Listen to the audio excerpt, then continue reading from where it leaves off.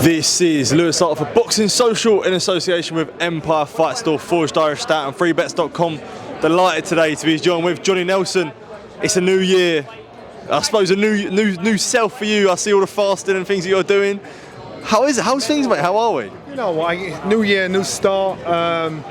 Obviously with the fasting, you just feel better, look better, feel better. Mental clarity, there's a lot more into it than what it looks. It's hard, but it's for self-discipline, and I'm loving it, man.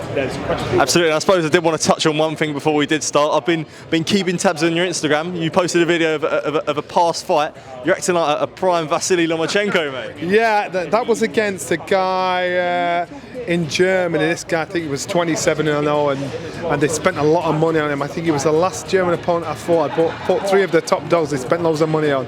And in the headlines were, you know, Nelson, the old man, there for the taking. I think I was 36 years old, so I thought I'll show you what an old man can do. It was just a little bit of a hustle, but I did get a bit of a cussing from Brendan back in the corner for doing that. Behave yourself, get rid of him. Get the job done.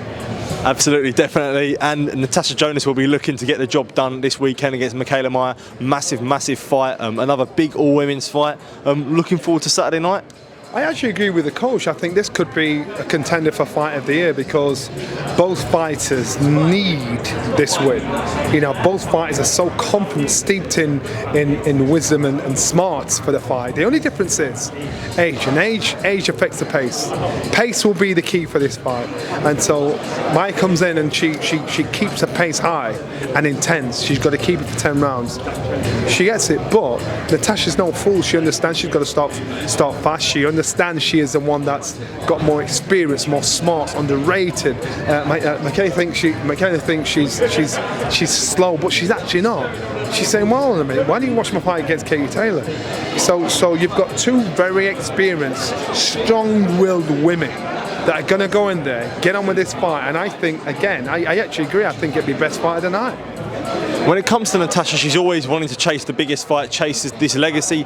How different do you feel like this fight is when it comes to Mayer, who's coming up in weight, been a world champion, all these things? How different do you feel like this is to the big fights that Natasha's had before? So for Natasha has been there and done it. She's always been that golden girl, and at times when she's been written off, it's probably hurt her deep down and personal. So now she's come back and thought, look what I've done. So she expects success because she's been to the top of the mountain before. For Maya, even though you say she's coming up the way, she actually, in between fights, I think she's actually coming down to the weight comfortably, and so it was a struggle for her getting down to the weight. So say for instance, if you're I don't know, 6'3" and you can make middleweight comfortably, you're going to do it because you know you can boss it. So I think for Mikaela, she was in that position where she could make the weight, but did it suit her? I don't think it did. Now, maybe this will suit because she looks on point, she looks strong, she looks firm, she looks happy, she looks full. So I think it's a good fight either way. And I suppose, just as a touch on it, this year kicks off a big year for boxer as well, as we see Joshua Buatsi and Dan Azeez on February 3rd. I spoke to Dan Azeez last week. He had sort of a lot to say about Buatsi. It seems friends turn enemies in a sense. So looking forward to that. Frenemies. I am looking forward to it because both fighters have got so much bragging rights, so much to prove. Dan is that kind of fighter where he's got to get under the skin of Joshua Buatsi to make Joshua Buatsi forget tactics and just go for it. And in that way, it makes it more even for Dan. He doesn't want Buatsi out there boxing and being smart, using his skill, because he has the skill. He has all the skill in the world. He's got to get under his skin. He's got to get him in his face. He's got to get him to fight his kind of fight, and he's doing the right thing. Absolutely, and I suppose we will touch on the big talking point that's been the past couple of weeks. Anthony Joshua is taking on Francis Ngannou in Saudi Arabia on March the 8th. Initially hearing of these news, what do you make of the fight? I think Anthony Joshua gets the job done. I think Ngannou's problem is the same problem with Andy Ruiz. Once he beat Anthony Joshua, everybody knew who he was, what he was about. I think with Ngannou, he's got in there with Tyson Fury. Tyson Fury, I believe, boxed under par, and by Tyson Fury fights him again, that won't happen. But Anthony Joshua has the grace of being able to think, you know what, that's what you're about. You know you can't be pressured. I know you can't be intimidated. I know that you're strong. You'll wait for your shot. When it comes to boxing ability, I truly believe Anthony Joshua has better boxing ability than Ngannou, and he gets the job done clean. He gets it done comfortably. And if he doesn't, I'll be very, very surprised. I think then that's when the big questions are. But if you're an accomplished top 5 fighter in the world, heavyweight in the world, a former 2-weight world champion, I expect that job to get done and get done well. And when it comes to, I suppose, comparing it to the Tyson Fury fight, how do you feel like the approach will be different with, I suppose, the attitude of Ngannou now is, you know, we know what he is capable of what he had against Fury? That's easy. Respect. Tyson Fury didn't respect him enough to give him his full, honest preparation, mental respect, fighting respect. Like we all didn't. I thought this is a walk in the park. So we all made that mistake, not just Tyson Fury. Anthony Joshua's seen what's happened. He's not going to make that mistake because, you know, he's got the gift of hindsight and think, all right, that won't happen to me. I'll get my job done. Do you understand the criticisms of the fight though when it comes to sort of, I suppose, casual fan? I can understand the criticism when people say it's double standard because it was poo-pooed when Tyson was doing it and now the fight's being done again. In my head, risk reward isn't way up. I just wouldn't do the fight. What point are you making apart from putting a lot of zeros in your bank? So if that's what it's about, if it's truly about the development and advancement of Anthony Joshua getting in a position to fight for world title again, it's a waste of time. If it's about trying to make a statement and getting a load of dough, I get it. I do get it. And they're prize fighters. They've got to get paid as much as they possibly can. But I do understand, you know, the criticism about what is said. And you do understand what Anthony Joshua is doing. He say, you put him in front of me, I'll take him out. And do you understand the criticisms from fighters in a way? If you're looking at it like you're someone like Filip Hrgovic or you're Martin Bakole or something like that, you know, we want the big fights, and all of a sudden this guy sort of came and skipped the queue. So that's my point. Risk reward, it doesn't weigh up because Anthony Joshua can't afford to lose to Ngannou, because if he does, boom, everything's done.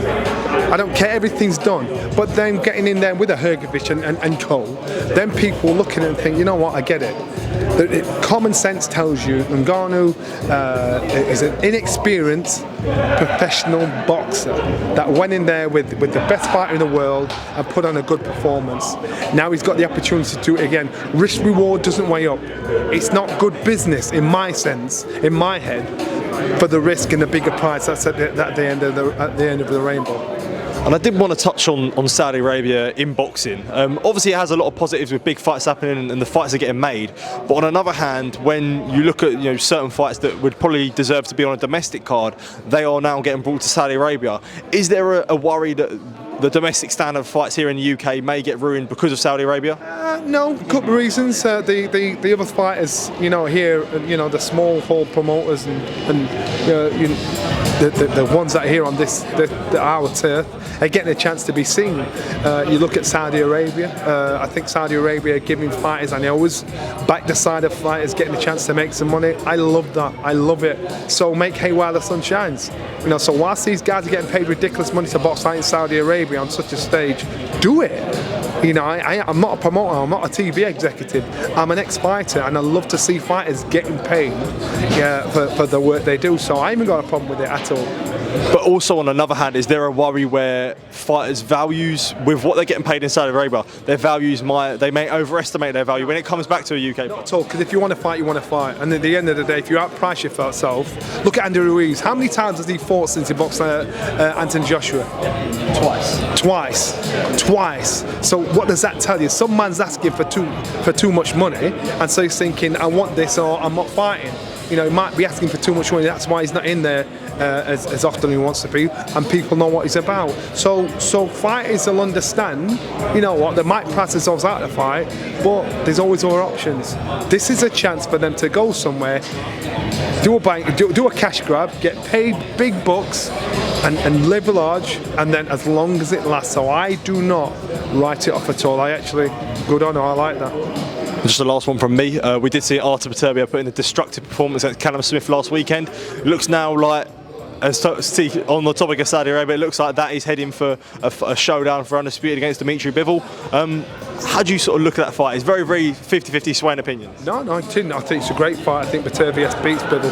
I think Bivol's a good fighter, and world-class fighter. I think styles make fights, and I think Bivol, Beterbiev, I think his style is too tight, too compact, too consistent, amazingly strong. He's not an idiot, and he's a clever fighter. But so is Bivol, and but Bivol, I just think he's a little more open. At the two, and this is a minor detail, it's a little more open. I'd go for Beterbiev. Absolutely, Johnny. Thank you for taking time to speak to me. Always good to catch up with you. Always good to catch up the new year. Speaking to you, mate. Top man. Thank you, mate. Cheers.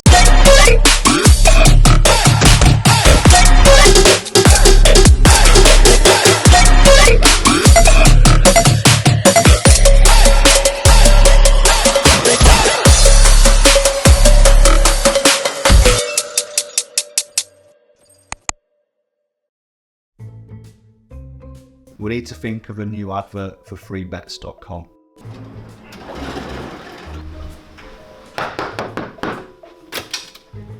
Get your best betting offers from freebets.com. Yeah, that'll do. The following deals are now live.